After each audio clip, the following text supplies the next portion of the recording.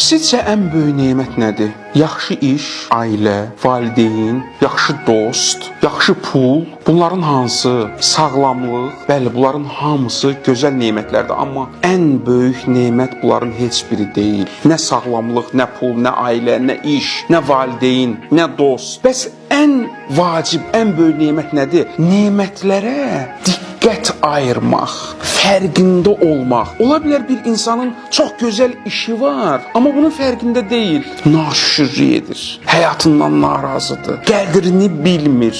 Ola bilər bir insanın gözəl ailəsi var, dostu var, valideynləri var, amma bunun qədrini bilmir, fərqində deyil.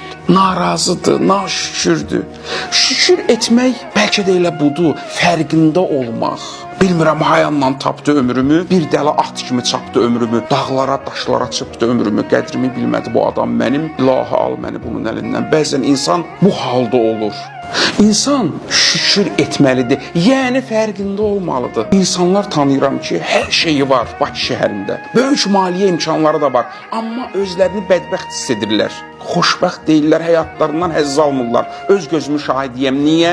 Çünki fərqində deyirlər. Çünki nemətin fərqində deyirlər. Ona görə həyatlarından həzz almırlar. Əzizim, əlimizdə nə varsa, onun qədrini bilək, onun fərqində olaq. Onda həyatdan həzz ala biləcəyik, onda xoşbəxt ola biləcəyik. Bəli, inkişaf vacibdir, zirvəyə çatmaq vacibdir, amma zirvəyə gedən yolda hansı pilləyə çatmışıqsa, bax o pillədə dayanaq, nəfəs alaq və həyatın həzzini tutaq.